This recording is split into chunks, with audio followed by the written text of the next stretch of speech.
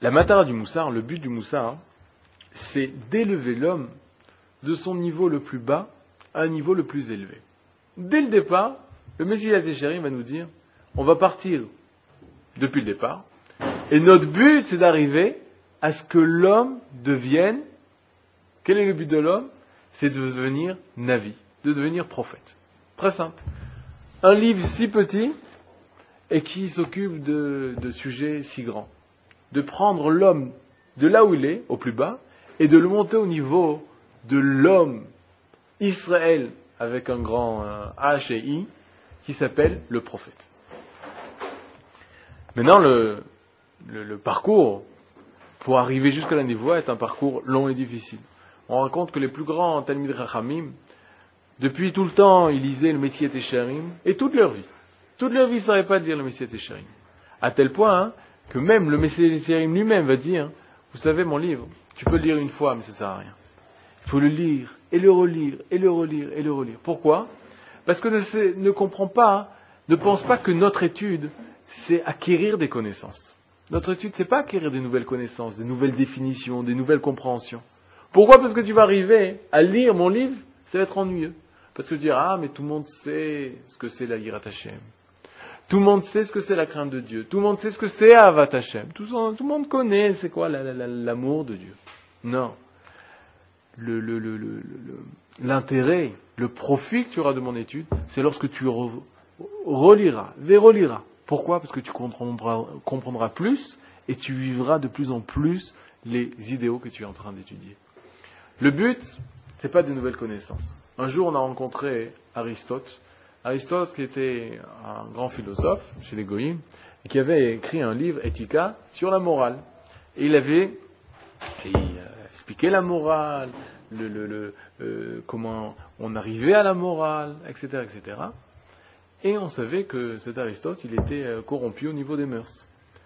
Et des personnes sont allées le voir, les proches d'Aristote, sont allés le voir et ils lui ont dit, mais attends, je ne comprends pas. Tu écris un livre sur la morale, tu écris un livre sur la moralité, sur le bien et sur le mal, et tu te comportes comme tu te comportes. Comment tu oses faire ça? Alors il leur a répondu la chose suivante. Comment vous osez, Bichlal, demander, exiger à un prof de mathématiques d'être un triangle? Comment vous pouvez oser? Et là, il y a la science de la morale. Et moi, je fais ce que je veux. La Torah, c'est contre la philosophie. La Torah, c'est pas juste aimer les pensées, aimer les définitions, aimer. Et là, vivre les idéaux, vivre les définitions, vivre la connaissance. Et c'est pour ça que l'on va dire Hen yirat Hashem mi chochma. Hen yirat Hashem mi chochma, c'est dans Yov, on dit Hen, ça vient du mot un, ça a donné le mot un dans toutes les langues. Hen, one, ein, un. Tous ces mots-là, Hen veut dire un, yirat Hashem mi chochma. Seule la crainte de Dieu et la chochma, et la sagesse. Pourquoi? Pas d'autre sagesse. J'imagine que Einstein, lorsqu'il a fait toutes ses recherches et toutes ses découvertes, si tu vas lui dire, tu sais, tout ce que tu as fait, c'est pas de la chokhma. Pourquoi c'est pas de la chokhma? Parce qu'il y a marqué dans Yov que Hen yirat Hashem mi chokhma, seulement l'étude de la crainte de Dieu, c'est ça la chokhma, c'est ça la sagesse. Alors, qu'est-ce que ça veut dire? Mais il n'y a pas des difficultés intellectuelles dans la philosophie. C'est pas on fait pas appel à notre intellect lorsqu'on va étudier la philosophie. Bien sûr que oui. Et là, la Torah nous enseigne la chose suivante. Hen yirat Hashem mi chokhma veut dire la chose suivante. Lorsque Einstein, il a découvert la loi de la relativité d'Einstein, alors il nous l'a transmise. Et nous, lorsqu'on était en classe de terminale, on l'a appris. Certains l'ont pas compris, certains l'ont compris. Mais prenons les personnes qui l'ont compris. Ils ont étudié la relativité d'Einstein. Ils connaissent exactement, au niveau de la relativité, ce que Einstein connaît.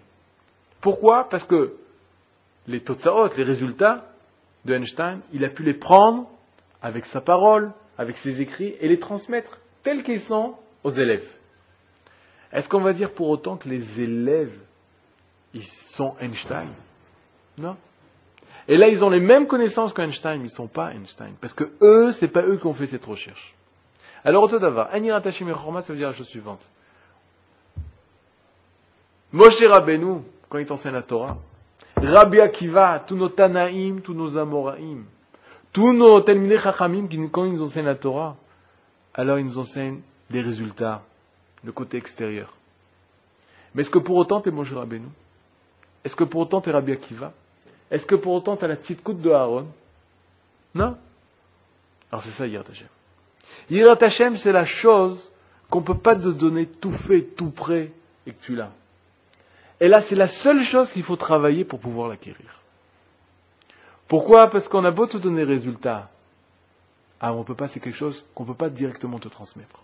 C'est quelque chose que toi, tu dois développer, que tu dois étudier, que tu dois passer par toutes les étapes. Pour pouvoir dire, moi, j'ai acquis la Yirat Hashem. Est-ce que veut nous dire le Ramchal? Il fait, si tu attends de ce livre des nouvelles définitions, des nouvelles connaissances, des nouvelles notions, alors ça va être ennuyeux pour toi. Mais si tu veux faire ce travail d'acquérir la Yirat Hashem grâce à l'étude, alors ce livre il est fait pour toi. Et comment l'utiliser ce livre? En l'étudiant sans cesse et sans arrêt. Grâce à cette étude va t'élever, va te former, va t'éduquer, va transformer ton personne. Alors, Bezat Hashem, la prochaine fois, on commencera à étudier ce que nous dit le Ramchal. Kol Tov.